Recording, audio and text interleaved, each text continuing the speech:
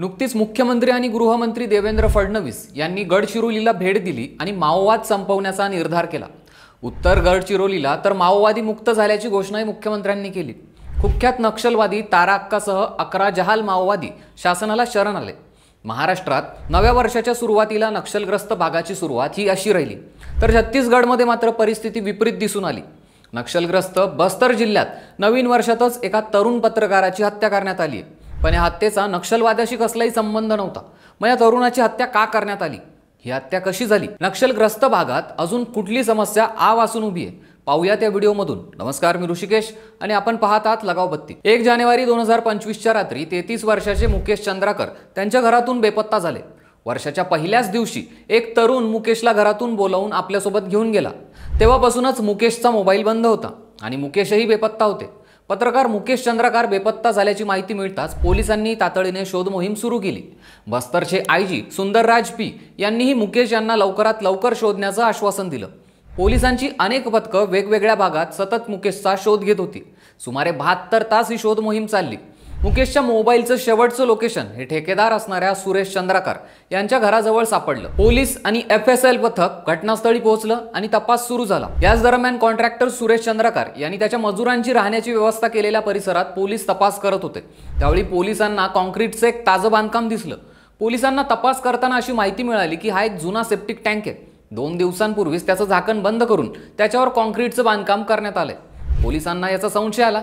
त्यांनी सेप्टिक टँकचा वरचा भाग तोडला, तेव्हा आतमध्ये पाण्यात मुकेश चंद्राकर यांचा मृतदेह त्यांना दिसून आला। म्हणजे हा मृतदेह लपवण्याचा प्रयत्न करण्यात आला होता। मृतदेहावर खोल जखमांच्या अनेक खुणा होत्या। मुकेश चंद्राकर यांना मारहाण करण्यात आली होती। चंद्राकर यांनी अनेक चॅनलसाठी काम केलं होतं, तर सध्या ते NDTV साठी रिपोर्टिंग करायचे।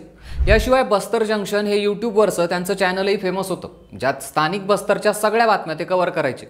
बस्तर सारख्या नक्षलवादी भागात त्यांनी आजपर्यंत न घाबरता रिपोर्टिंग केलं होतं। एप्रिल 2022 मध्ये नक्षलवाद्यांनी एका कोब्रा कमांडोचं अपहरण केलं होतं, तेव्हा त्यांना सोडवण्यात मुकेश चंद्राकर यांनी महत्त्वाची भूमिका बजावली होती। मुकेश चंद्राकर त्या भागात लोकप्रिय होते, पण त्यांची हत्या का करण्यात आली? तर भ्रष्टाचाराच्या प्रकरणातून ही घटना झाल्याचा अंदाज व्यक्त केला जातोय। ज्या ठेकेदाराच्या घराजवळ ही हत्या झाली तो ठेकेदार या प्रकरणातील मुख्य संशयित आहे, कारण मुकेश यांना शेवटचा फोन हा त्या ठेकेदाराचा भाऊ असणाऱ्या रितेश याचा आला होता। त्यामुळे आता सुरेश चंद्राकर आणि त्याचा भाऊ रितेश हे दोघेही पोलिसांच्या ताब्यात आहेत। पण हे भ्रष्टाचाराचं प्रकरण काय होतं? तर विजापूर जिल्ह्यातील गांगलूर ते नेलेशनार या गावापर्यंत रस्त्याच्या कामासाठीची निविदा काढण्यात आली होती। या एका रस्त्याच्या बांधकामासाठी सार्वजनिक बांधकाम विभागानं एकाच कंत्राटदाराशी हप्त्यानं एकूण 16 करार केले होते। या 16 करारांची एकूण किंमत ही 56 कोटी होती। मात्र नंतर ठेकेदारानं त्याची किंमत 112 कोटी रुपयापर्यंत वाढवली, पण पावसात रस्ता जवळजवळ गायब झाला। म्हणजे या प्रकरणात किमान 100 कोटींचा गंडा घातला गेला। मुकेश चंद्राकर यांनी हा घोटाळा उघडकीस आणला। टीव्हीवर जेव्हा ही बातमी दाखवली गेली तेव्हा शासनाकडून यावर चौकशी लावली गेली आणि त्याचीच किंमत मुकेश यांना जीव देऊन चुकवावी लागली। या प्रकरणावरून आता छत्तीसगडमध्ये राजकारण पेटलंय। मुख्यमंत्री विष्णू देवसाई यांनी ट्विट करून मुकेश चंद्राकर यांना श्रद्धांजली दिली। तसंच गुन्हेगारांना लवकरात लवकर अटक करून कठोरात कठोर शिक्षा देण्यात येईल असंही त्यांनी स्पष्ट केलं। राज्यातील पत्रकारांचं संरक्षण करण्यात राज्य सरकार अपयशी ठरतंय। विष्णुदेव सरकार जर पत्रकार संरक्षण कायद्याची गांभीर्याने अंमलबजावणी करू शकत नसेल तर त्यांनी पराभव स्वीकारावा। अन्यायाविरोधात आवाज उठवणं चूक आहे का, असा सवाल छत्तीसगड काँग्रेसकडून उपस्थित करण्यात आलाय। मुख्य आरोपी असणारा कंत्राटदार सुरेश चंद्राकर याची काँग्रेस पक्षाची जवळीक होती। तो छत्तीसगड काँग्रेसच्या अनुसूचित जाती सेलचा राज्याचा उपाध्यक्षही राहिलाय। यामुळे भाजपही टीकेची एकही संधी सध्या सोडताना दिसत नाहीये।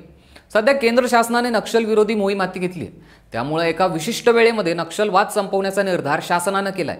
पण नक्षलग्रस्त भाग फक्त नक्षलवादानंच नाही तर भ्रष्टाचारानंही पोखरलाय। भ्रष्ट अधिकारी, ठेकेदार आणि राजकारणी हे या भागात नक्षलवादाच्या आडून लुबाडण्याचं काम करत असतात। इथली बहुतांशी कामं ही कागदावरच असतात। यामुळे या भागात शासन भ्रष्टाचार विरोधी मोहीम कधी उघडणार, केव्हा हाती घेणार हा प्रश्न आहे, जेणेकरून मुकेश चंद्राकर सारख्या प्रामाणिक लोकांना काम करत असताना आपला जीव गमवावा लागणार नाही। या व्हिडिओवरच्या तुमच्या प्रतिक्रिया काय आहेत त्या मला नक्की कळवा आणि आमच्या लगाव बत्ती या YouTube चॅनललाही नक्की सबस्क्राईब करा।